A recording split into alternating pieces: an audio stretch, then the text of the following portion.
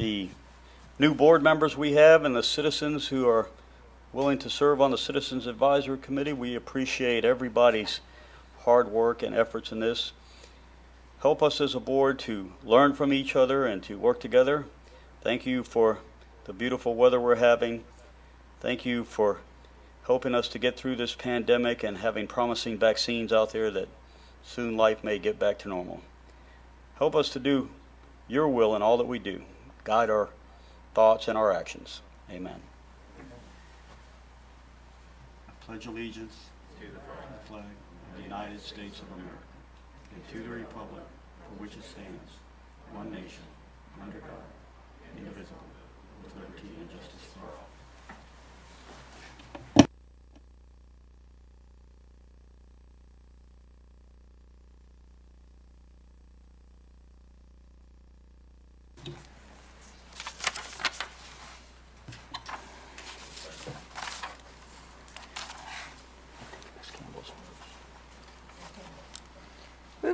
Sorry, take my mask off.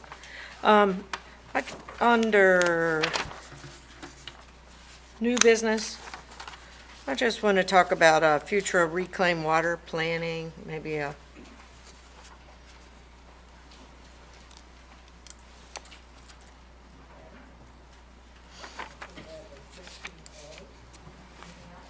Chairman Benson, if you'll turn on your microphone. my other thing I think I can just put under board communication. Okay, thank you. Mr. Perkins? Well, I have a couple. Post-storm yard debris pickup, I guess would be under new business. And is Director going to give us an update on the downtown emergency storage tank project in his report? If not, I'd like to add it. Let's add it. I don't think it was. Not specifically, but absolutely, we can talk about Okay, it. so I won't need to add it.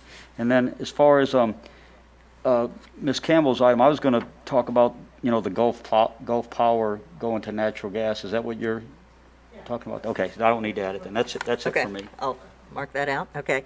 So we have post-storm debris pickup in the downtown storage tank, or that may be covered in Mr. Okay. So that's A, B, and C. Anyone else? Okay, I'll entertain a motion to adopt the agenda as amended. So Ms. moved. Campbell. It's been moved by Ms. Campbell. Is there a second?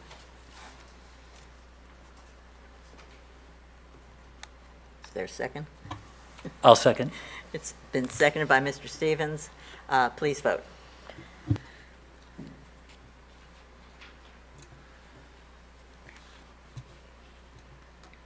These little buttons are honorary for the new members. Uh-huh.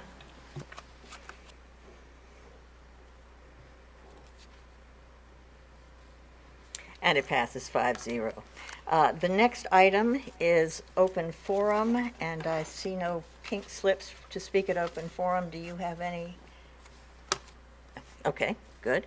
There are no public hearings, sorry, and the next is the Recycle Star, and I don't have my little cup. Here we go. Will you ask Mr. Williams to pull a number in the cup? Sure. Mr. Williams, it's your chance to make 15 people unhappy with you and one happy with you. Number 6. Number 6 is Charles Howard. And so Mr. Howard and his family will receive recognition for their efforts at recycling. So congratulations. Item 7 is the approval of the minutes of the board meeting of 27 October 2020, found on page 4. Is there a motion to approve the minutes? Mr. Perkins? Move approval. It's been moved. Is there a second? Mr. Stevens? I'll second. It's been moved and seconded. Any additions, changes, corrections? Please vote.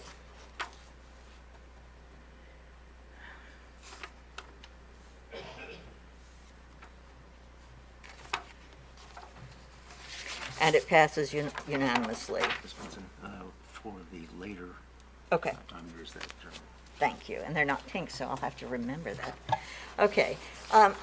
Mr. Williams and Mr. Stevens, at this point, we typically have a report from the Citizens Advisory Committee, which meets the week before our board meeting, but they did not meet this week, so we do not have that, but you will become accustomed to seeing that. And I see your light is on, Mr. Williams. Yes, Madam Chair. On some of these issues, I don't have the backdrop of how we get to the vote as far as the star that we just passed out to the gentleman for recycling. So I wanted to make sure that if it's possible, I can tell my district Sure. members of how they can do that. Okay, and I don't see Natalie here. Mr. Woody, would you briefly describe how we come to this, the Recycle Star? Actually, the staff member that does this on a regular basis is Jim back there? Yeah, Jim Roberts. Would you mind Oh, yeah. briefly discussing your process by which you do the Recycling Star program?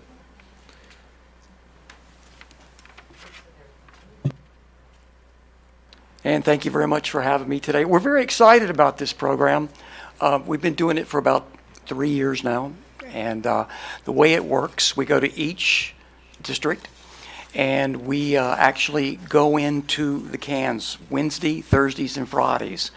We do a recycling audit in terms of we base the contamination levels of what if someone is doing a great job in terms of not contaminating the recycling load at that point. And then we actually nominate the individual residents, and then what you see is their names are put on that list. And then it's very at random. We pick the numbers out that coincides with the pencil, and they're awarded the Recycling Star Award.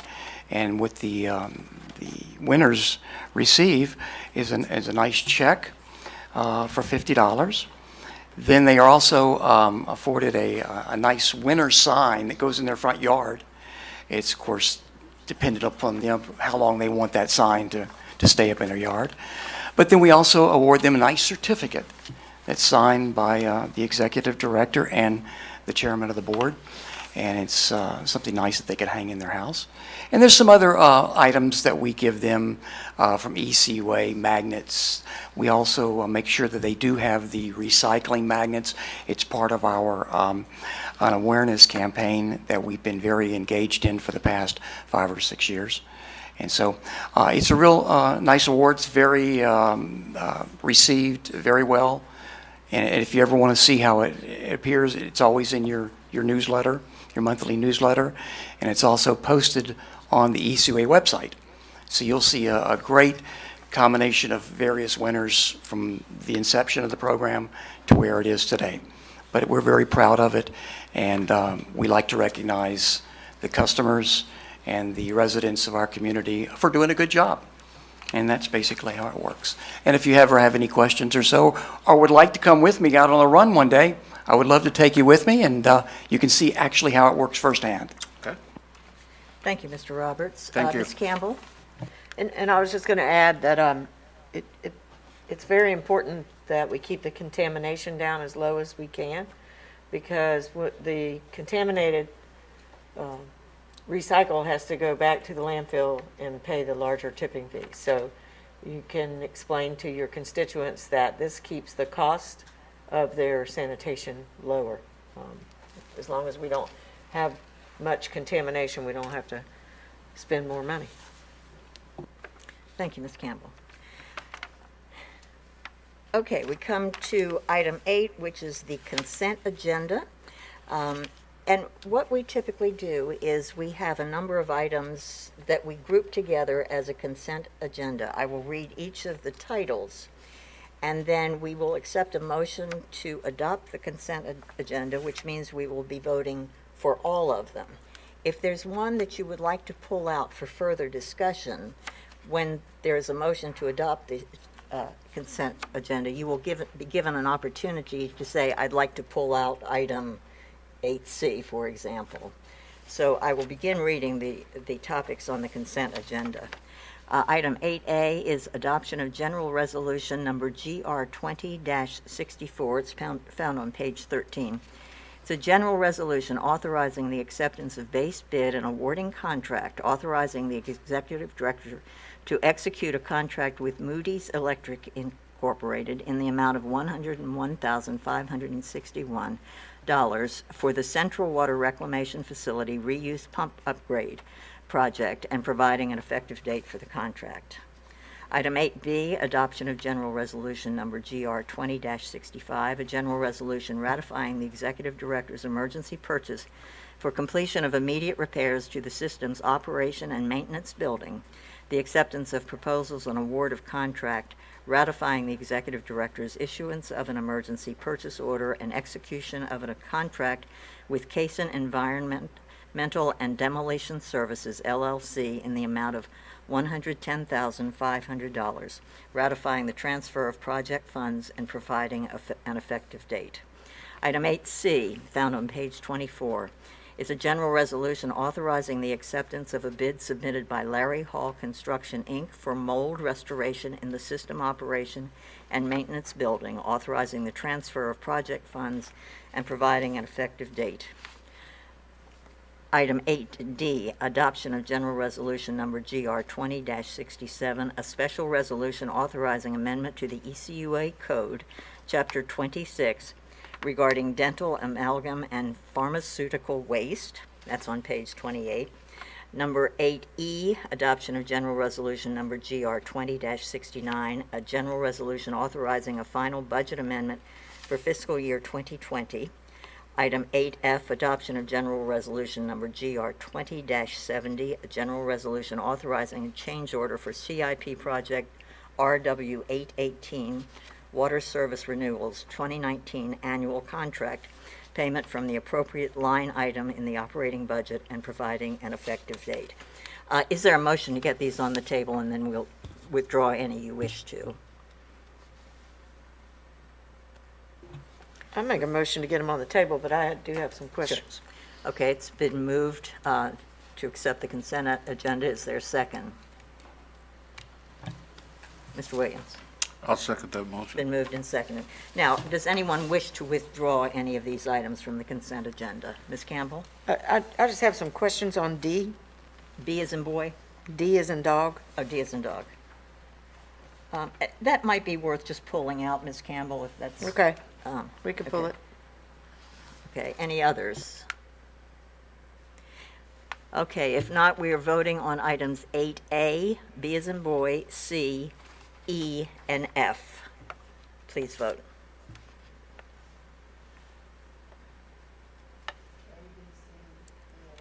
E and F, A, B, C, E, and F.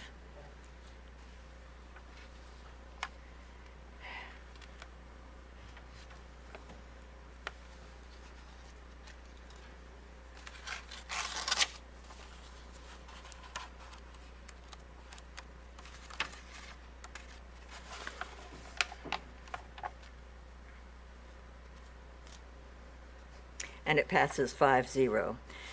We come to item 8D, which is a general resolution, GR 20-67. And I think I'm going to pass this over to Mr. Beasley, and I think he will then pass it to staff. So, Mr. Beasley, would you talk to us about this? Thank you, Madam Chair and members of the board. We have been charged by previous board vote to revise the code entirely. There are certain drivers which push timelines on various sections. The project was originally started as a code revision, and then it became a code revision and identification of procedures and so forth to properly document agenda items and resolutions, which has now been implemented into the resolution system that we have. Then it became a code revision to achieve consistency with the enabling statute, in which case the code had been deviated from the enabling statute several different ways. All of that to say that what we decided to do instead was take the code revision by section and present it to the board by sections each time. So this board, over the course of the next few meetings, will be presented with a section or two, depending on the complexity of the section and the number of revisions. Section 26 is leading because of some regulatory drivers, time-wise, and that will be explained to you. And probably the biggest expert in the building is Randy Sears, who I think should come up and give this board a review of the changes and the drivers for the changes as to this section. Thank you, Mr. Beasley. Mr. Sears, you're recognized. Thank you, Madam Chair. Thank you, Board. So something to know is that the EPA and FDP has delegated the responsibility to local utilities to be a control authority. What that basically means is we have to control what enters our sewer system. This is both in Florida Administrative Code. It's also in the operating permits for both Bayou Marcus and the CWRF. How do we do that? That's Chapter 26, the Sewer Use Ordinance, which we're talking about today. Now, the major driver for this started actually in the summer of 2017. EPA put out some regulations about dental amalgam, the silver fillings. In May 2018, FDEP adopted those rules. That's where it started. In November of 2019, DEP came to us and said, hey, we need to look at your sewer use ordinance to see if dental amalgam rules are actually there, or if not, we need to incorporate them. Well, at the exact same time, EPA also passed pharmaceutical hazardous waste. That was August of 2019. So now hospitals and different things are no longer allowed to flush pharmaceuticals down the toilets, down drains, things of that nature. So in spring of 2020, we actually sent FDEP a revised Chapter 26 Sewer Use Ordinance. We used their example language, which is all of the underlines that you guys are seeing in the updated Chapter 26. In August, they actually approved that Sewer Use Ordinance for ECUA to use. So that's why we're here now. We're bringing it to you all for approval so that way we can use it to enforce the rules of FDEP and EPA. Thank you, Mr. Sears. I'm sure there will be questions. Ms. Campbell. Were there deaths or illnesses that were contributed to these changes in Florida? This is more leaning towards Clean Water Act. It's worried about pass-through on wastewater treatment facilities going into surface waters is the major driver behind it. Do we know, when we talk about like the separator, are there going to be any additional fees, any additional costs to any of the people that are affected by the changes? So the big ones right now are actually the dental facilities. This is a self-imposed regulation, so ECUA does not have to go in and place separators in. The EPA has actually told the dental facilities that they are the ones responsible for putting them in place and maintaining them. So we just have the oversight of making sure that it's being accomplished. Now, part of this whole thing was we needed to get compliance letters from dental facilities. Those were all due October 20th. You all may not know, but we have 86 dental facilities in our area. To this point, we're only missing 15 of those. And a lot of it is education. Dental facilities just don't know that they're supposed to be doing this. And that's where we're at right now. Ongoing, we need to show some sort of enforcement for it. So we're going to go out and we're going to do inspections and make sure that they're actually doing what they're supposed to be doing. And that is something that is required of us by EPA and DEP. So were they allowed to speak to the changes? I mean, I don't want to. So we sent a letter to all 86? Yes. We sent that letter for February 2019. They had a year and a half to come into compliance. This was rules that was put out by EPA in 2017. And they had to go through their long process with public comment in 2017. Oh, okay. So if dental facilities are up on their knowledge of the regulations that apply to them, they've had 3 years to come into compliance with this rule. Okay. And 15 of them still have not? They have not responded. Okay. We're trying to track them down right now. Up until recently, we had one in our pretreatment department, so he was a little bit overwhelmed between all of our significant industrial users, and then get this on top of him. We now have 2 in that department, so we're working to try to track down those other 15. And so what, do we know the cost that it would, Now, a lot of them are actually exempt from the rule. There are rules that if less than 10% of your procedures involve dental amalgam, you're exempt from it. If you only remove it under emergency conditions, you're exempt from it. And lots of these letters coming back are saying, yes, we're exempt from it. We don't need the interceptors.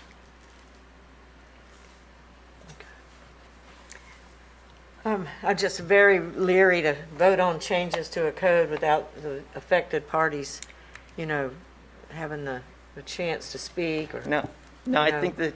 Did I'm they sorry, know about this meeting? I mean, that we were talking about this at the meeting? I didn't have anybody call me, so I just. So we've put this out to them for a year and a half now, but the biggest driver is not an us thing. This would have to be an EPA issue Yeah. from 3 years ago. We are just coming into compliance with the rules that are that have been delegated to us that we have to enforce. Okay. Well, I haven't gotten any complaints, so I'm just asking the questions. I always like to know how much it's going to cost, because I know ultimately that cost is going to go down to the citizens of my district. So thank you for your answering my question. And this was kind of fascinating to read through the code, and it was some power that I didn't know that we had, because we are suddenly an enforcement agency. My questions sort of went to Ms. Campbell's. I think most of the impact is on these practices, and it has to do with clean water. So, I mean, we don't want those fillings to be in our water either. So, and I'm sure that they're all diligent. They've been partners with us on a number of issues. Are there any costs to us for oversight? Because obviously this is a new bureaucratic role. Do we have to add personnel? How much ECUA time is this going to take? Do you have any idea? Up front, it has been a significant effort. The first thing was to actually figure out who the dentists were, where they were, get our mercury minimization plan out there and promulgated, which has all been accomplished already. We have almost all of the letters back. Probably about a third of those are exempt from this rule. So in the future, there's going to be very, very, very little interaction with those groups. I don't think it's going to be one of the biggest concerns we have, but it is a little bit of a drain on staff, absolutely. And this primarily dealt with dentists and dental facilities, and not the periodontists and orthodontists and all of that. But it did mention in here hospitals not being able to dispose of medicines, which has been another concern. Do we have oversight in that regard, and what are our responsibilities there? We do. The local hospitals actually have permits. So they are overseen by our pretreatment department at this time. They do regular sampling and reporting just as if a Reichhold or an Armstrong would do. We can go and do inspections. We can sample on a regular basis should we choose to do any of that. So in conjunction with this, and this is a bit of a tangent, but we've had discussions way in the past about providing information for citizens who want to dispose of medicines and how to safely do that. I think it's worth us looking again at some kind of a public education program in that regard, and that's really for another department. But it just brings up that issue again, and I'd like for us to look at that. Mr. Williams. Yes, I was looking at the list of acronyms, SIU. I don't see what that stands for. Significant industrial user. Okay, and then it talks about the local limits. Mm-hmm. What are the limits? On a regular basis, we need to do a study of what is passed through the treatment facilities. And then we put limits in place on what these industries can actually discharge to our collection system. Right now, 10, 12 of them, something along those lines. I'm sorry, I don't have the exact number, but they're primarily metals. Okay, and so are you staff able to do spot checks and make sure they're in compliance? Do you have support to do that if need be, based upon the local limits and knowing whether or not they're in compliance with local limits? So, yeah, so Or violators of local limits? Pre-treatment was a staff of one about 2 years ago. We have 2 members on the staff right now. We're adding a third. We do annual inspections. We require quarterly sampling from some of these industries. We do weekly or daily sampling at others that might have other concerns for us. My pre-treatment group was going to be here today. However, they are doing an odd composite sampling at Reichhold and Armstrong today, where they're pulling a sample from their waste stream every 6 hours, so that way we see what they're doing over the course of the day. And that's a surprise sampling event. Reichhold had absolutely no idea when or if we were doing that. So that way we do provide that oversight. Thank you. Very interesting. Ms. Campbell? So so our constituents are paying for the extra staff to regulate these facilities? Mr. Is Sears, there you're a recognized. do we charge a fee for doing the inspections? No, the pretreatment program does make a lot of money though, because we charge several industries for limits that are above normal domestic waste. So, Okay. for example, Paul Corporation right here around the corner, they have a very high chemical oxygen demand load. So they pay a significant amount every month to be putting that in the system. Or the Escambia landfill, or Reichhold, or Armstrong, they all have additional charges on top of their normal water and sewer bills. So will there be fees for those in these industries that are putting more into the system?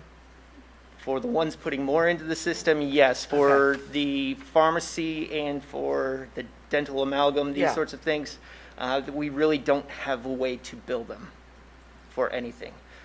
This would just be us doing spot checks, Okay. compliance visits, those sorts of things. Thank you. Mr. Woody? The only thing I would add to that, that was a very good description that Randy gave you. The only thing I would add was that we are a permit holder from the FDEP and EPA. We have a National Pollutant Discharge Elimination System, NPDES permit to discharge. And what comes with that and those rules and regulations are that we are delegated responsibilities on behalf of the EPA and the state to enforce certain federal and state laws. These inspection programs are part of that.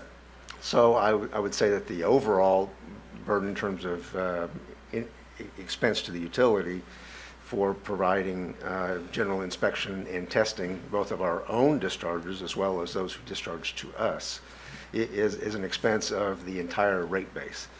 We do, however, receive, as Randy has already mentioned, additional surcharges from industry who are not in compliance with their permits or for whatever reason have a particular problem in a given month, and they pay a surcharge rate that is both to offset our actual cost to treat the additional waste load, also as a disincentive not to go over those rates, and ultimately could be a enforcement or penalty item. Some of those are additional revenues we receive and helps gird up the cost for providing that additional level of inspection.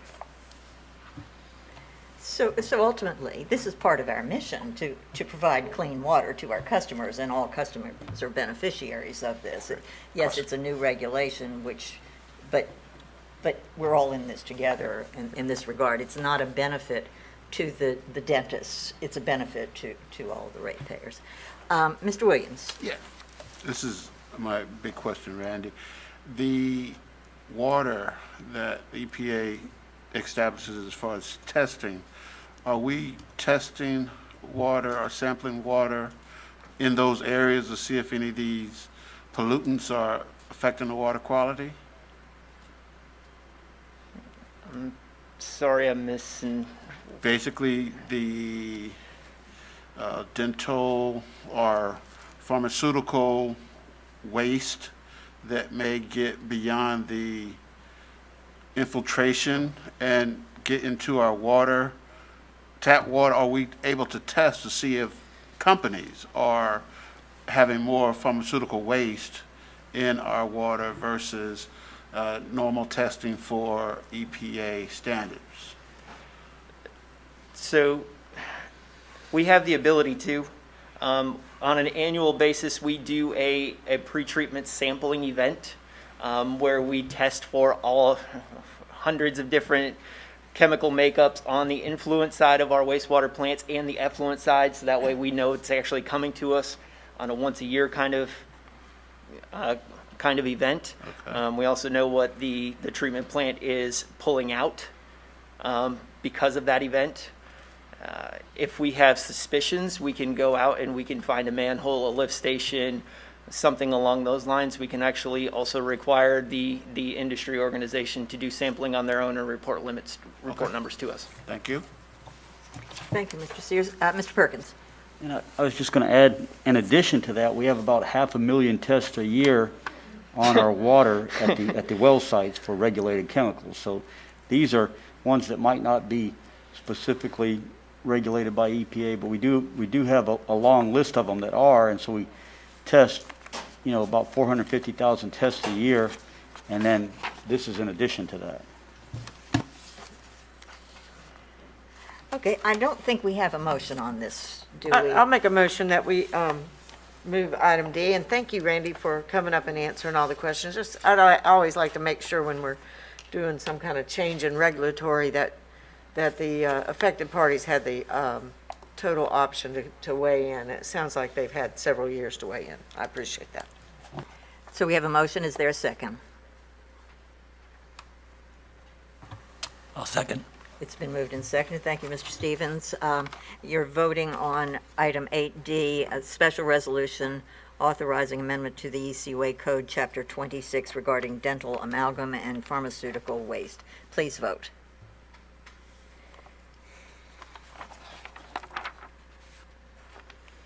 And it passes unanimously. Thanks for the education. We spend a lot of time on other issues, and we just don't get as much information about what we're doing to keep our waters clean. That was very valuable. Mr. Perkins? Madam Chairman, the attorney alerted me that in our organizational meeting, we missed staff advisor and appointment of parliamentarian. Can we do that under unfinished business on this agenda? We can. Thank you. Thank you for catching that. Sure thing. I will put that in 12A. Okay, the next is the budget report. Ms. Sheldon, if you would like to come forward. Thank You're you, Madam recognized. Chair. Good afternoon. I don't have a separate handout for you today, but I refer you back to Exhibit A on the General Resolution 20-69, which is the budget amendment for the end of the fiscal year. So Exhibit A, I don't have the page number. 80. Okay, thank you. This outlines the different amounts that we're recognizing as either additional revenue that we hadn't budgeted for, and you can see the breakdown in the categories, and then adjusting the expenses accordingly to how our actuals came out. And so for water, wastewater, we actually have $6.3 million in expenses that were budgeted that we did not spend. And then we also had $6.4 million in revenue that we budgeted, that we didn't budget, that we actually received. So the categories are shown here, the breakdown. And if you have any questions, I'll try to answer those questions. Ms. Campbell? My mama used to always have a saying, one man's trash is another man's treasure. And so in this situation, one side made money and one side needed money. So we turned out in a good way. It was a good explanation too in the report. I appreciate that. Okay. Thank you. Mr. Perkins? Madam Chairman, for the next few months or so, can we ask that when a staff member comes up, they just introduce themselves and what their role is, because when I first came on the board, I didn't know who was doing what, so I didn't know Right. if a person was the budget director or the sanitation director or what, so I think we haven't had two new board members in a long time. I think it'd be helpful if we could just, make a note when you come up, say who you are and what your role with the organization is, and help the others learn. Great suggestion, Mr. Perkins. Belatedly, will you introduce yourself to the Sure. other? I'm Patty Sheldon. I'm the Director of Finance here. She keeps us honest. Does anyone have any further questions about the budget amendment? It's kind of an interesting juggling, yeah. Okay, thank you, Ms. Sheldon. Thank you. Okay. And the next is the Executive Director's report. Mr. Woody.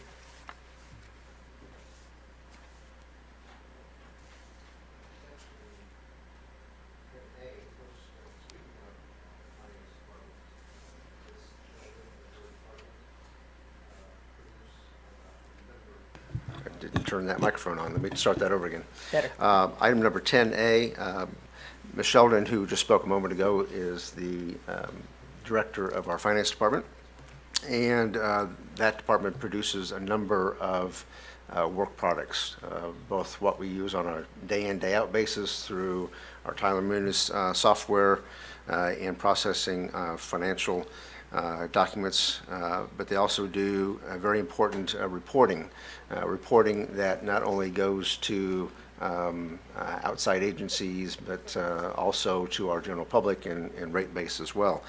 Chief among those is the comprehensive annual financial report.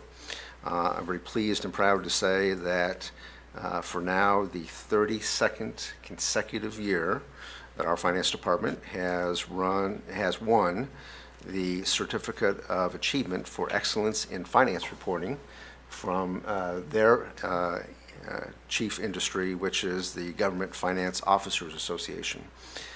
This is the highest form of recognition that is offered in governmental accounting and finance reporting, and represents very significant accomplishments in terms of its reporting. The purpose for that organization issuing these awards on a regular basis is to help encourage and promote good, full disclosure, clearly communicating financial aspects of public entities in order to tell that financial story. Bottom line, to help encourage folks that are affected by those agencies to actually read what is otherwise dry material, quite frankly. So there are several different categories of which they're reviewed. Again, it's a peer review, so it's very significant that they continue to receive this award on a regular basis, and it's a wonderful recognition amongst their peers. So I'd like to thank Patty and her staff for that work. Congratulations. We've come to expect it as due course, but we need to recognize that it's something extraordinary. So thank you for you and your staff. Thank you, Patty. You may continue, Mr. Woody. Item number B is a report on a CIP project, the Gullimard Sewer Trunk Main Replacement, emergency work and contract award notification. On page 90, there is a memorandum that gives you some detail, but sometimes pictures tell the story as good or better than even words can. So I'd like to narrate about a 10-slide presentation that Jim's about ready to pull up here in a few moments. The Gullimard trunk main is a very important gravity main through the center portion of town, oriented in a north-south direction. It picks up a large number of watersheds. This past April of 2020, we discovered a small depression that was formed over the top of this pipe. Again, it's 42 inches in diameter. The distance and elevation from the ground surface to the lowest point of the pipe, what we call the invert, is nearly 25 feet. So it is a deep facility as well. Whenever we find depressions above any of our infrastructure. We'll usually put a camera through that facility, try to determine if there's problems, there might be a defect or other sort of thing. And we do have some, it turns out there are some issues with that line, and there had been a repair at some time in the future, sometime in the past, at one of the bells. But the challenge was that in fairly short order, this progressed from a minor defect to a larger defect.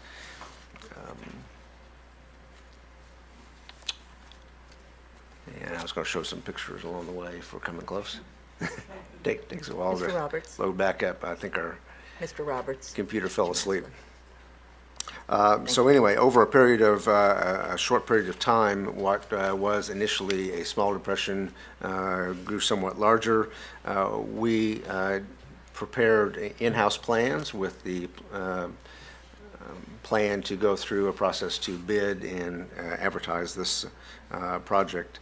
And then Hurricane Sally came along, and in very short order, that minor cave-in turned into a very major and significant one. So because of that, we needed to proceed expeditiously to not only shore up and protect the existing main that was there, but then put into place an emergency response for the potential for bypass should the line actually collapse or plug in any way. And then also concurrently then to initiate a repair to that pipe and a protocol that would help expand or extend an existing force main in that area past this particular section of gravity main. While we're waiting for the PowerPoint presentation to come up, I might ask Mr. Stacy Hayden to fill in any additional blanks about that little bit of history over the last 3 or 4 months. Thank you, Mr. Woody. You pretty much summed it up very well. I would like to say that the sewer main, the pipe, trunk line that's in question, it's 42-inch diameter pipe, so it's a large diameter pipe. Normally, it takes about 8 million gallons of flow from our collection system. During the storm, we have a flow monitor in the pipe there. We received about 18,000 gallons a minute continuously through there during the peak of that event. So significant amount of flow. Obviously, if it collapsed, you could, I'm not saying you, it would be disastrous for ECUA to have that kind of sewer spill to clean up, to deal with, and things like that. So we took measures to install sheet piling around the area that we were worried about collapsing, installed large bypass pumps to have there just in case if it did collapse, we would be able to then pump it and minimize the potential for a sanitary sewer spill. That's about all I have to add. Sorry, the photos aren't coming up at the moment, but we will get those to you to take a look at and show you the progression from what was a small pothole to basically a sinkhole that would fit an SUV in it, raising the alarm. So with that being said, I'd like to open it up for any questions. Mr. Perkins. Thank you, Mr. Hayden. Who are you people?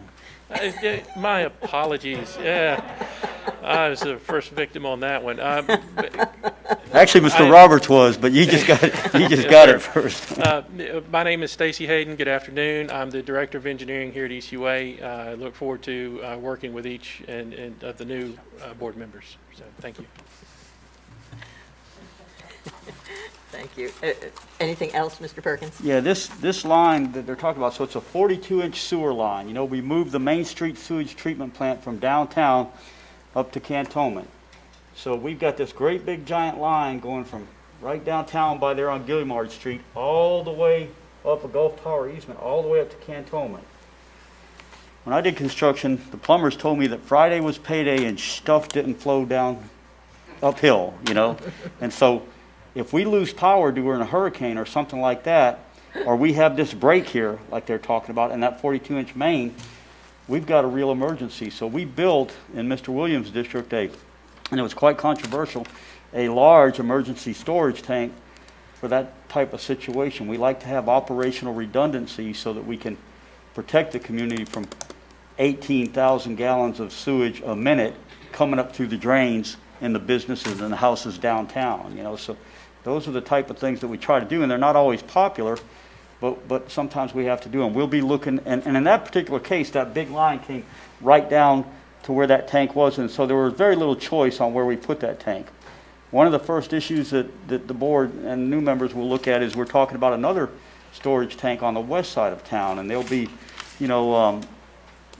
opposition no matter where it goes, but we have to look at that and look at, what's the best alternative and try to work within the community and make sure that we address their needs. But long story short is you'll have sometimes public controversy over issues that kind of need to happen for infrastructure.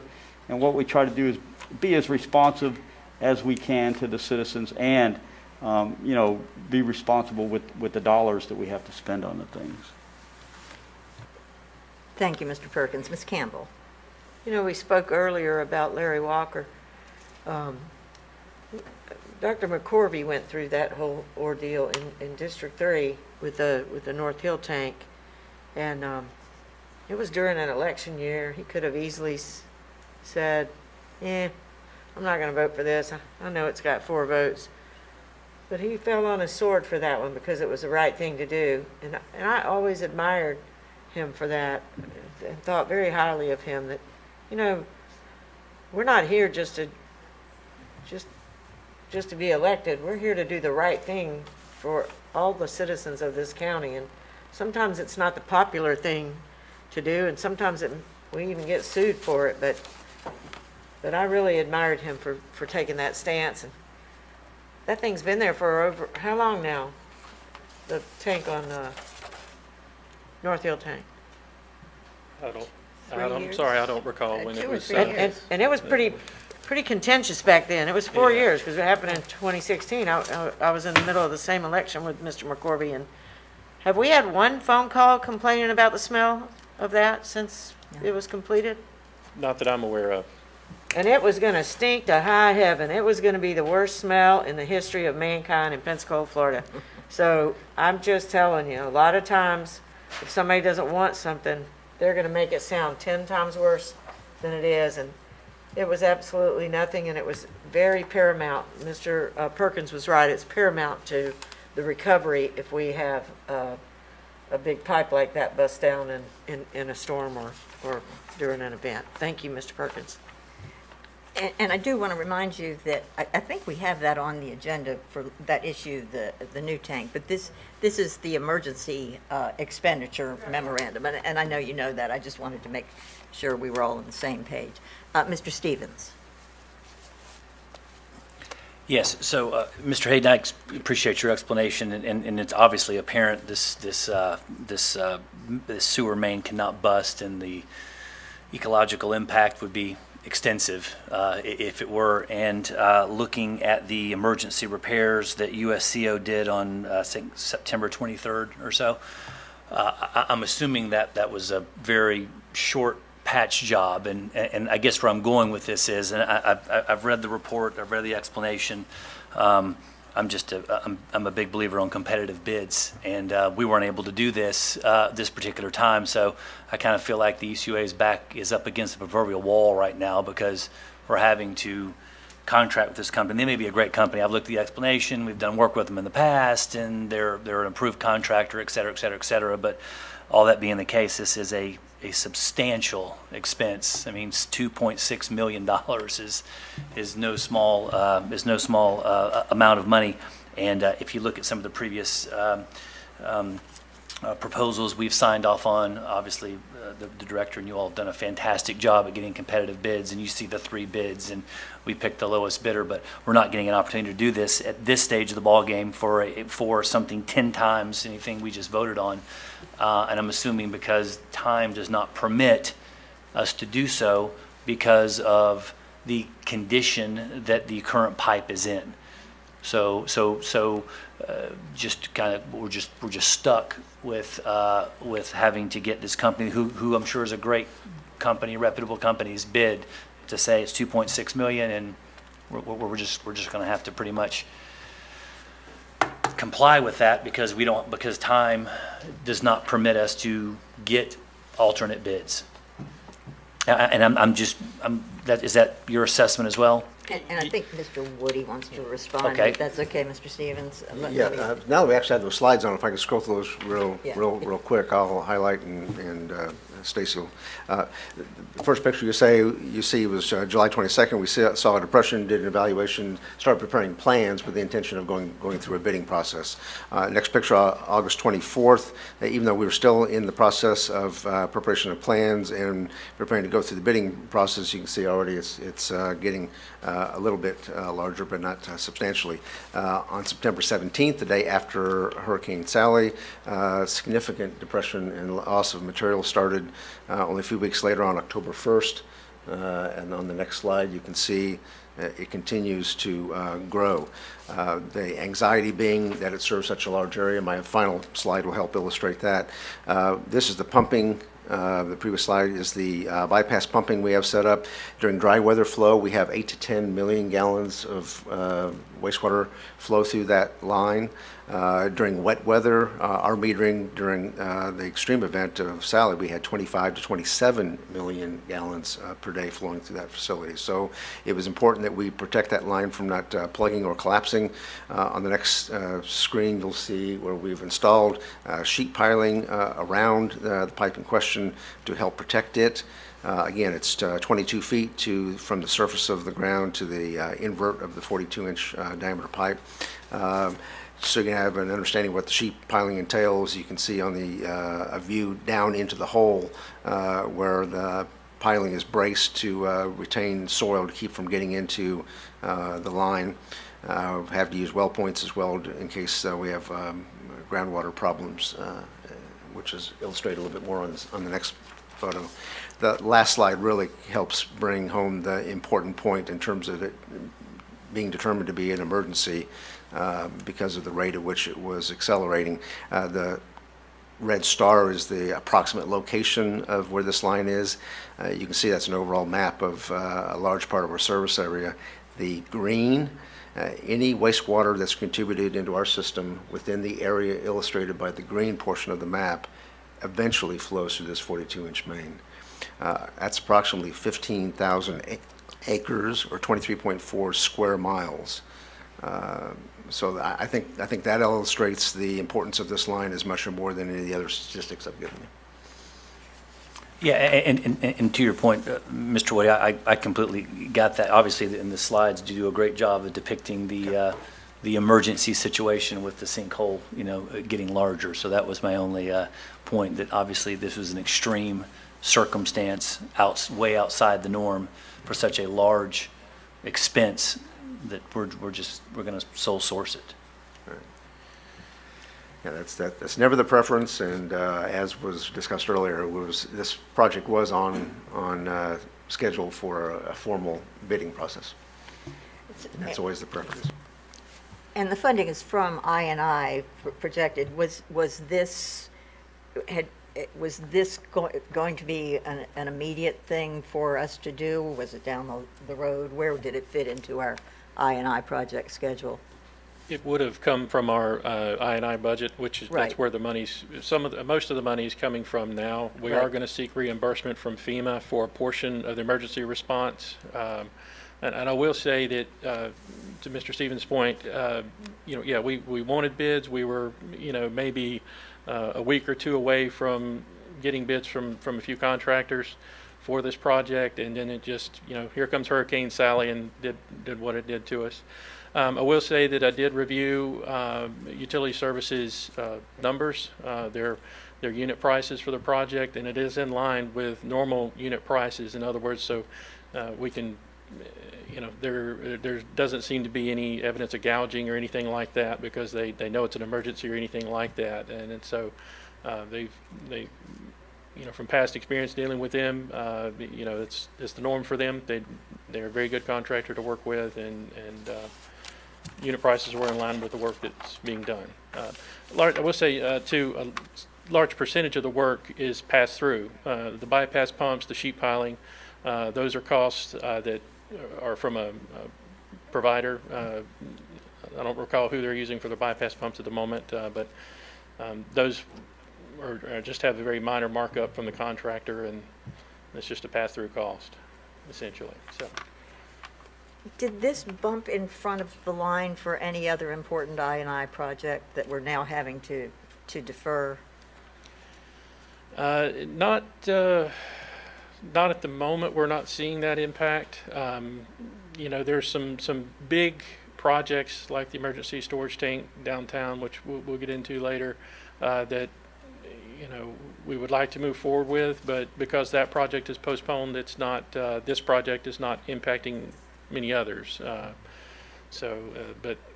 this is just one of those lines that yes, we eventually wanted to get to, and the storm and this problem showed itself and had to address it immediately. So. Okay, thank you very much. Thank you. By the way, Mr. Perkins makes me hyper aware of the things that we assume everybody knows that might not be as top of the head with our new board members. I&I stands for inflow and infiltration, and we have a very, very old system with cracks and fissures, and what happens is in a storm event, stormwater infiltrates our pipes, which are designed to handle sewage, and instead they're suddenly treating all of the stormwater and then overloading our system, and it causes backups. So we're in a systematic plan to repair this infrastructure over a period of years, and we have a work plan, and we're doing it, and this would be part of it. So you will hear I&I a lot, and I'm sure you will be briefed on these. Anyway, Ms. Campbell. Yeah, you bring up an important matter there. With so many new board members, and we have some new CAC members as well, maybe we could do your I&I presentation again. I know you you just did it a few months ago, but I think it'd be nice to do it for the new board members and at a CAC meeting. Maybe we could do it early, and if people have already seen it, they don't have to see it again, because I know some have seen it. Some have seen it 2 or 3 times now. Yeah. But it's a great presentation. It totally explains the entire plan and the entire reason for the plan, the process, and everything. So I think it'd be great. Yes, ma'am. Be happy to, Mr. Chairman. Mr. Perkins? I think Mr. Stevens makes a good point. We don't want to see $2.5 million emergency contracts at many meetings if we can help it. I mean, we like to bid everything and get the most competitive prices we can, and yeah, they have unit prices they have to follow and stuff, but we still like to bid when possible. Now, some situations, particularly after storms, like when Ivan wiped out the Main Street plant, we had to do a lot of emergency repairs there. So sometimes we have catastrophic situations where where the executive director has to exceed his authority and then notify the board on what happens. But hopefully they're few and far between. But it's pretty uncommon for us to have a $2.5 million emergency. But I don't want you to think that's happening all the time. That's a pretty big item. The other thing that we need to mention is that we are under a DEP mandate to reduce inflow and infiltration. And we have to spend so much money per year to do that. And that puts pressure on rates. In order to do that, you have to have the rate structure to meet those mandates and to improve the the old system. We have areas in this city where they have dug up water lines that were actually like wood 6x6s with a male and female end hollowed out, coated with creosote, that were carrying the water, in certain areas. So, long story short, a lot of our system is really old, particularly downtown. So a lot of times, we'll see a lot of money going downtown. I'm like, dang, man, Mr. Williams could use some of that money in District 3 for sewer expansion, or getting people off septic tanks, or Mr. Stevens could use that to try and have some sewer so commercial business can thrive in the northern part of the county. Why is all this money going downtown? But a lot of times we have infrastructure that's failing there, and so I could use some of that money in my district too. But a lot of times we have we have to address where the beach, we spend a lot of money at the beach, which is in my district, but it's a harsh salt environment. And so a lot of times, the system as a whole takes care of the rest of the system. And so, we have to be aware of that. But the point I wanted to make, and got off track a little bit, is that, we have that, will this project go toward a credit for our DEP I&I reduction? Will it be counted toward that? Unfortunately, not the total amount of the project, but we may be able to get about $500,000 applied to the amount that we're supposed to spend each year. Really, why, is there any way we can contest that or ask for that? Because to me, it seems like it's a pretty clear I&I issue. We can certainly ask for that. Right now, we have a corrective action plan which defines the projects to be completed over the next 10 years, and this project wasn't on there. It didn't make the priority list, if you will. So what we would have to do is go to DEP saying, hey, while it wasn't a priority to begin with, you can see it's obviously a priority for us now. Can we offset or switch out I think it'd be this worth the amount for effort. that? Oh, absolutely, yes, sir. Thanks. Yeah, good point. Thank you, Mr. Perkins. Ms. Campbell? Great point, Mr. Perkins. Never hurt to ask, Okay, I see no more lights. Mr. Hayden, does that conclude your report, Mr. Woody? I would like to take just a brief moment to mention to the board, in case you're not aware, tonight is Miss Sharon Harrell's last meeting. Sharon has spent 33 years of service with the ECUA. She began as a secretary in the administrative division in January of 1988, later becoming an executive secretary, then an executive assistant. Her evaluations throughout the years have been stellar, averaging excellent to outstanding throughout. Over the years, she's been commended for her contributions to the company pipeline and received Service ACE Awards for her performance and dedication in various activities of the ECUA. Even from outside the ECUA, Sharon often receives commendations, including one from Vice President of Programs for the Florida Water Resources Conference for being unfailingly cheerful and responsive.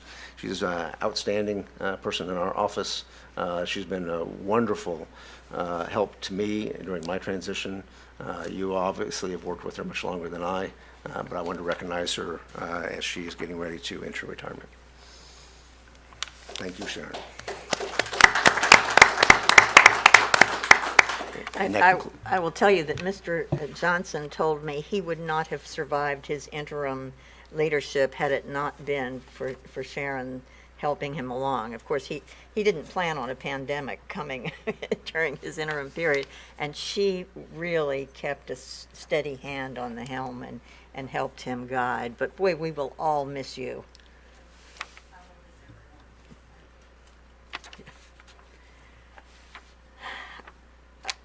And that concludes your report, I assume, Mr. Woody.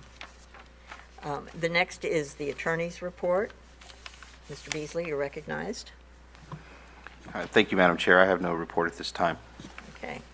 Then we come to item 12A under unfinished business. What was it? I It didn't was write it down. appointment Staff of advisor. parliamentarian and staff advisor Yeah, to the oh, board. yeah. See, I forgot it twice. This is not good. So, yes, on page 2 of the organizational report, we were to appoint a staff advisor and a parliamentarian. Typically, Mr. Woody is the staff advisor and Mr. Beasley is a parliamentarian, but it is whatever you wish. Ms. Campbell. I'd like to make a motion that, yes, Mr. Beasley is Mr. Woody is our parliamentarian and, No. vice versa, sorry. That Mr. Beasley is our parliamentarian. So that's a motion. Is there a second? I'll second. It's been moved and seconded. Please vote.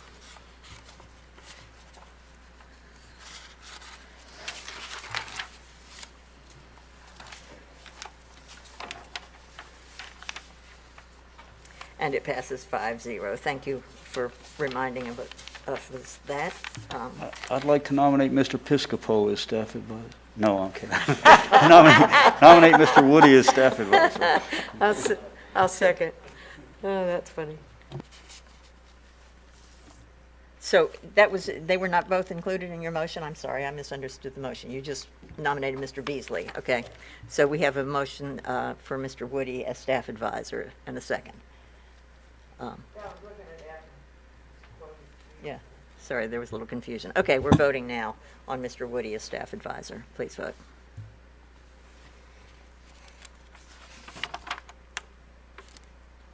And it passes 5-0, and I apologize for bungling that once, twice, 3 times. Okay. The next item is new business. Ms. Campbell, 13A, reclaimed water. Is it? Probably not the first time I've talked about my dilemma with reclaimed water ever since last year when I heard there was a bill to do away with the spray fields in Florida. It got me a little nervous of what are we going to do if, not if, but when Gulf Power shuts the Chris plant and doesn't need our reclaimed water. So I would like to, I know that staff is working very hard and Randy keeps me updated, but maybe if we need any help, if you need any help from us legislatively or to speak with FDEP or anything, this board is willing, ready, and able to help any way we can. And maybe we have some kind of task force that helps, look at other situations. How are other people handling this? I know a lot of people are using irrigation, but and I think, Dale, this was something you wanted to talk about as well, right? So, Mr. Woody? Mr. Woody? Yes, we're actually taking initiatives on 2 fronts on that very subject, because we have similar anxiety about the ongoing ability to continue to work with our current partners. Certainly we're talking about Gulf Power, but equally on the other side, international paper, things change over time, and we need to have a plan B and a plan C. We are looking at, there are some provisions under state law referred to as an Apricot Act that allows for alternative means of discharge in addition to reclaimed water. We have certain rights and abilities under that we've been working with our attorney, Robert Beasley, to pursue. So that's going on in one vein. Secondarily, we're also evaluating the fact that we do have significant property up north. And Don Palmer and his staff are evaluating with an outside consultant's additional help the ability to develop some wetlands to supplement the spray fields that we also have. So those are 2 initiatives that are already underway as we speak. And you're right, if I may continue, and he's right, the other plant IP is always under stress constantly to quit discharging. So, I just worry about that a lot. As a matter of fact, that was probably the number 1 reason that I voted for Bruce Woody, because he had so much past history with reclaimed water. So it's something that I think we need to really focus on over the next 5-10 years. So, and our first agenda item today had to do with Right, upgrading those pumps. exactly. So obviously, it's top of mind for him as well. But thank you for underscoring that, Ms. Campbell. On legislative moves, and I appreciate staff last year, alerting us to that one bill that was coming on the board. Thank you, Ms. Campbell. Item 13B is post-storm yard debris pickup, and I believe that was yours as well, wasn't it? Is that yours, Dale? Madam Chairman, yes. Mr. Perkins, you're I'm recognized. pretty sure that the county is going to stop their Sally debris cleanup on December 1st. And so I just want to make sure that we're good to go as far as starting to resume debris pickup for people. And, if they're meet ECUA standards, they're in the pile like they're supposed to be and everything, that we're picking them up. I don't want to be in a situation where we're saying, those limbs are brown, they're from the storm, we're just picking up the green ones, Not that, just if it's out there and it meets our criteria, we pick them up. Is that the case? Mr. Woody? Yes, I did. Certainly, we have anxieties about their ability to complete the piles that are out there, but we understand that when FEMA goes away, that we're back to our normal services. I would like to also add that our composting operation is up and operational, not only with the repaired window turner, but we've received the second window turner that this board approved earlier. So if you go out there today, there's, I think at last count, 38, 39 windrows already in service, so we're pleased to have that operation again. Thank you, Mr. Woody. Ms. Campbell? I think I saw today where they extended it to Christmas for the county. Is that? I didn't see that. I Mr. Rudd heard here, he that would this know morning, that. so. Okay. Would you let us know that, Mr. Woody, just so that we can respond to constituents if that's the case? Yeah, last date I'd officially heard was the middle of December, but Yeah, if it's okay. changed yet today, I haven't heard that, but. If you'll just inform the board so that we know, okay? It may even be a good idea just to send out a press release, saying, hey, the county is doing storm debris pickup until X Right. date. After that point, go with your regularly scheduled ECUA piles. So that Good people idea. know. Or Facebook, or however we can communicate it. Thank you. Ms. Campbell? I have nothing. I'm sorry. Okay, and then does that conclude that item, Mr. Perkins? Okay.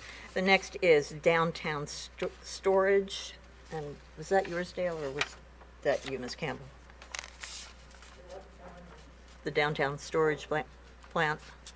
Yeah, I had brought it up, but I was just, wondering if Mr. Woody would just give us an update on the situation, where we're at. I've had, you've got people that, the mayor's against it, and the council doesn't like the site we've picked, and if we're gonna have permitting problems with them and stuff, it may be better to look at alternative sites. I guess they're working fairly cooperatively and trying to identify other sites, and apparently we're cooperating with them pretty well. So I just was wondering if, and of course you guys will start getting emails on different things. I've started getting some emails from people in opposition. So I just kind of like to know where we're at so we can communicate with people accurately when they're asking about this particular project. Yeah, as this project is moving forward, we're hearing from different stakeholders in the community, have different interests, be they a neighbor or a commercial developer in the corridor, or Chamber of Commerce, or the city, or various others who have various interests. As you'll remember, what the board approved for staff to pursue on was to establish a potential purchase price, put down modest amount of earnest money, and allow us a due diligence period where we evaluate the property to confirm that it will meet our needs prior to executing an actual purchase. We're in that due diligence period. We've actually extended that due diligence period by an additional 60 days, largely in response to the current line of questioning that's coming our direction. We've entertained various additional property locations that have been submitted to us by the city as recommendations for other alternatives as well. As you'll remember, when we made our original recommendation, we evaluated the technical pros and cons of each location, the first cost for construction, the operating cost ongoing, the cost to purchase the property, the aspects of construction itself on that particular footprint, and the infrastructure cost to get our wastewater product to the tank, and as well as out of the tank after we've put it into service. We're now extending that review to the additional locations. Additional factors, of course, that will ultimately come back to the board are social, political, stakeholder interests as well. So we'll provide you recommendations based on the objective portions of that decision, so you can clearly evaluate which is the most cost-effective for ratepayers. But we certainly recognize and will support whatever direction the board ultimately will have to go when you add the additional layers of community interests. There's a community development overlay in that area, and there's a corridor plan for that area. We're right on the edge of it, but so that may be a factor that needs to be considered. We'll list as many of those as we become aware of as we go through the remainder of this diligence period, and then we'll bring it back to the board for the recommendation. Ms. Campbell? So if it does become necessary to use this parcel instead of one of the subsequent parcels identified, we could work with like a facade or something to make it a better part of their plan for their community. Certainly. In fact, in my very first response to the mayor, I emphasized the fact that we're a community partner, and we want to be sure that our role is a good one with our community. So whether it be buffer zones, landscaping, sidewalks, all those types of amenities that softens, more importantly, contributes to the goals of the development in our neighbors, and is architecturally compatible with our neighbors, is an important aspect to our design. Thank you. I remember back when we were talking about the North Hill, and I remember it was my birthday, and I went to meet with somebody that was running for mayor at the time, and another community activist down there, and we talked about a facade, a building front that looked like a building but wasn't a building, or even a berm out front of the North Hill tank with a welcome to North Hill sign, something, all kind of things to hide it. And instead we ended up, that all talks were shut down, and we ended up in court. And I sure hope that, I don't see that happen this time. I'd love to find an alternate site, number one, if that's possible. But if not, to find a way to work with the people in that community to make it a better situation for everyone involved. Well, and I will tell you that from the outset of this, the tenor has been different. This is a perfect thing for a mayor or a city council member to grandstand on and say, I don't want this in my city. But instead, they came to us and said, do you have any other places? How can we work together? And the mayor, after the initial conversation, went out and looked at properties and said, do we have any property that we can partner with you on? And he is actively trying to find solutions rather than doing the political thing. So I'm really optimistic about this, and we're discussing many things, and I think the community is concerned, and justifiably, but I think that they will be partners in this, and I'm really optimistic. It's nice to watch this one moving Yes. Very different. as opposed to the one Right. 4 years ago. Right. I think maybe we learned all on both sides learned a lot of lessons on that. Mr. Beasley. Thank you, Madam Chair, members of the board. Following up on those discussions, I was part of the initial call from the city council, from the mayor and the mayor's office. And one of the things that I found in that initial call was a failure to realize exactly the circumstances of this project, meaning first and foremost that it is not a voluntary project on the part of ECUA, but it's rather being mandated by a consent order. Secondly, a failure to understand the engineering aspects of that it is a reserve tank for a failure, and the consequences of that failure could bring back the conditions that we experienced during Ivan downtown. And so one of the things I thought about doing, and I started doing, and I will hand over to Mr. Woody, is providing maybe a paragraph or two write-up on exactly the circumstances with the tank to give to each board member, so that it will allow you to have the accurate factual talking points, because as was just mentioned, the misinformation campaign, which can start to run amok pretty quickly, is what we'll be competing against. And it would be helpful for everyone to understand exactly the factual details. So I've done my part. I'm going to send it over to Mr. Woody, and then hopefully each of the board members will get, it'll just be a short write-up from our side on exactly why the tank's needed, why it's required, what it does, just the facts, so that when the board members encounter this from the general public, and there's concern, and there should be concern, but it was surprising to me, and I don't know why it should have been, but in that initial call from the mayor and their staff, why do you guys want to put a tank there? So then the next response was, well, we don't actually want to put a tank there. We have to put a tank downtown. And so we're going to get that to the board, and to enable the board to adequately and more accurately address the facts. Thank you, Mr. Beasley. Ms. Campbell.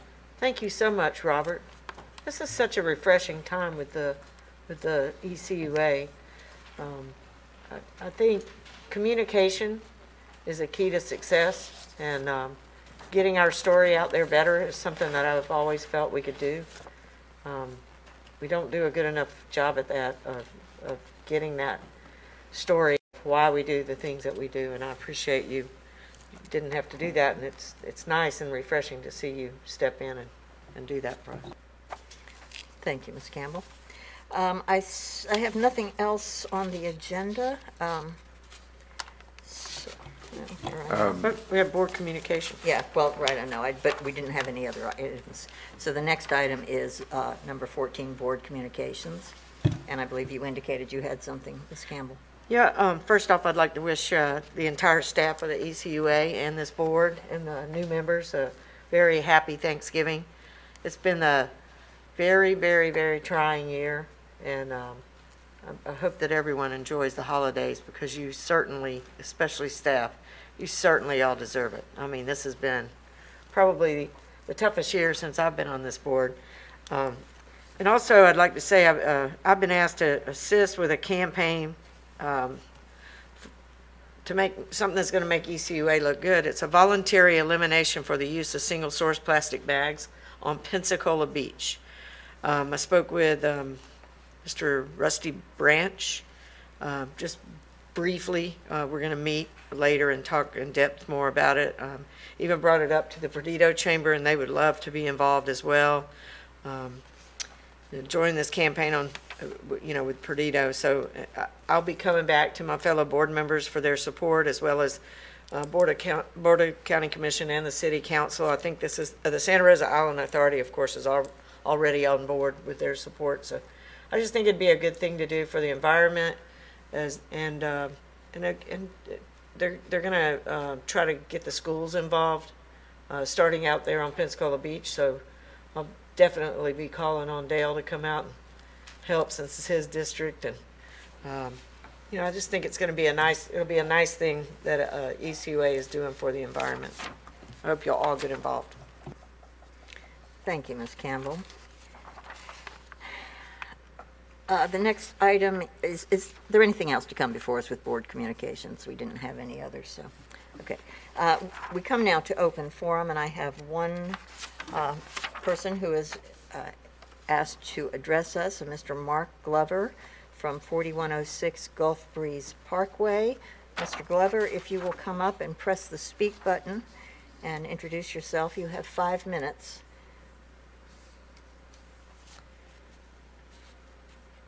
Thank you, Madam Chair. Good afternoon, good evening, still afternoon. My name is Mark Glover, and I'm with Phoenix Claims Consulting. This is my partner, Ryan Ristine. Good evening. And we are from Phoenix Claims Consulting. We had the opportunity to have a brief conversation with Executive Director Woody previously, and we do have a brief presentation that we'd like to be able to give to you. We are public adjusters and loss damage experts. Ron, you want to go ahead? Sure. I think there's a presentation. Yes, I believe the gentlemen are coming up to get that started for you. Thank you. Lois, can we introduce Jim to our new board member? Yes. Mr. Roberts, would you introduce yourself too? Hello, my name is Jim Roberts. I'm the education program specialist here and work with public information. And I had a nice conversation with Mr. Williams beforehand, and I'd like to have a conversation with you in terms of what I do and how I can help you out in your district.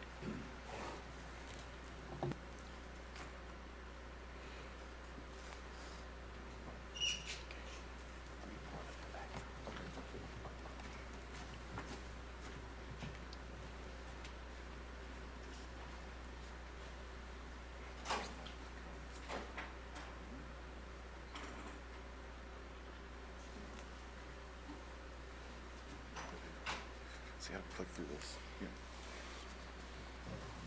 There we go. This is the little clicker. Yeah. So. Good evening. My name is Ryan Racine. As said before, our other business partner, Chris Scarlett, is the other piece of our company. He's currently working with one of your local pastors at their church tonight for some of their hurricane damage. We consider ourselves neighbor helping neighbors. Chris Scarlett moved here in 2015. He's been a local public adjuster in the area, doing a lot of international work across the country for hurricane-related issues. Our offices are in Gulf Breeze. Our family's experienced the impact of Hurricane Sally just as yours did. We are the most experienced disaster recovery team in the region, and we're excited to bring home some of this expertise to Pensacola. We provide services to judicial and executive branches of governments, utilities, specifically the Water and Power Authority of the Virgin Islands is one of our clients. Also, the judicial branch of the Virgin Islands is one of our clients. Also, including the government of the Virgin Islands is one of our clients. We also perform services for commercial property owners, condo associations, and businesses and more, both in the public and private sectors. We're large loss specialists, extremely familiar with the complex nature of multifaceted corporate and public sector claims. So our experience includes forecasting and addressing these preemptively, and it's paramount to resolving the claims expeditiously, and we facilitate the best recovery possible. So it's obviously everyone has experienced what happened here. It's quite a devastating storm. It's a slow-moving storm and caused quite a bit of wind damage across the area. You go to the next. That's the first slide. Yes, there we go. So we have a team of highly skilled disaster recovery specialists. We've established emergency operations for all major storms since 2005. We actually got our start with Hurricane Wilma, helping policyholders in South Florida. We have a combined 30 years of leadership experience. And so far, our impact on Hurricane Irma and Maria claims is tracking at $225 million. And these are recovering insurance monies that were missed, not uncovered, or underpaid until we were involved. So the Weather Prediction Center, put together, the rainfall totals really tell the hidden story of the issue. You guys experienced some of that, it sounded like, with the sewer system. In a course of 24 hours, there was more than 24 inches of rain that was dropped in the area. When a hurricane comes through, these buildings breathe, category winds. They open and shut these buildings, and the seals are broken, and water is pressed into these buildings. It's not normal rainwater, it's heavy salt particulate, so essentially have salt water pressed into these buildings over the course of a slow-moving storm like this. It can cause quite a bit of devastating damage that may not be obvious initially, we have found. So this is a little bit of, explains kind of what we do, dialed down a little bit as far as disaster recovery experts. We're state licensed insurance adjusters, certified appraisers, damage estimators, risk management is included in that. Our skill set is professional negotiation, dispute resolution, expert witness services, litigation support. Everything we do, we put together, falls into that category. We have relationships with internationally recognized forensic experts and restoration experts. So a couple of people in our network are Dr. Neil Hall, Dr. Edward Badu. They have PhDs in damage analysis, forensic wind damage analysis for storms, hurricanes, over decades of experience. They're in our network, for example. These are the type of people that we bring in when we represent a client. You want to talk about? Yeah. So your time is winding down, so if you could wrap it up. We got a few more. Yep. Yeah, and so the net is that, hey, we understand damage, we understand hurricane damage. We also understand the public assistance component that has to be wound into whatever kind of recovery that you all get. We are here, we're local, and we like to be able to get an opportunity to review your insurance policies and be able to give you a free assessment. Our services, if we don't recover a dime, we don't get a penny. And so it's a free look. We've done some kind of external, exterior assessments. We would like to be able to get a look at the policy. Again, if there's no additional monies found, and we do that for free, the preliminary one. And we'd like to be able to be a partner with you all to say, hey, this is what your problems look like. This is big as a box, or it's as big as a bond. and be able to allow you all to make a competent decision about how it is that you'd like to be able to move forward to make sure that you all have the ability to be the good stewards that clearly you've been over these assets that have been entrusted into your care. So, Mr. Glover, the way we typically do things when someone wants to be a vendor or a consultant to the ECUA, you would go through the executive director, who would then analyze your credentials and the services that you wish to do. Yes, If we came to the board with every proposal, we would be inundated with Inundated, that. understood. So I would suggest that you meet with Mr. Woody, if you have not done so, and let him know what you do. If he believes it has merit, he would then either hire you if it's within his purchasing authority, or bring the issue back. But we don't really make recommendations until such time as he does that. Am I speaking correctly, Mr. Woody? Yes, that was a good summary. And Mr. Glover and I did meet several weeks ago. Yes, sir. We had a Zoom call after he had made a call on another board member that had forwarded it to us. The majority of our losses due to Hurricane Sally were specific to our utilities. Some outliers of that were our materials recovery facility building, and that was addressed by our insurance company. But quite a few of our additional losses are really utility specific, our base infrastructure. And I've got strong confidence that our staff are subject matter experts on those. The areas that may be outside the field, and I think that they're trying to emphasize, might be that we need to look at things such as this building or others that may have received some damage that we aren't aware of. I think that's probably the main points that they were trying to emphasize with me. That is correct, Director. Yeah. Thank you, Mr. Woody. Ms. Campbell? Do you also do residential or just commercial? Yes, we do residential and commercial. We've done large commercial as well as residential. We have some stuff over on Perdido Key that we're looking at, some condo towers right now that we're basically assisting their homeowners association, the condo association with.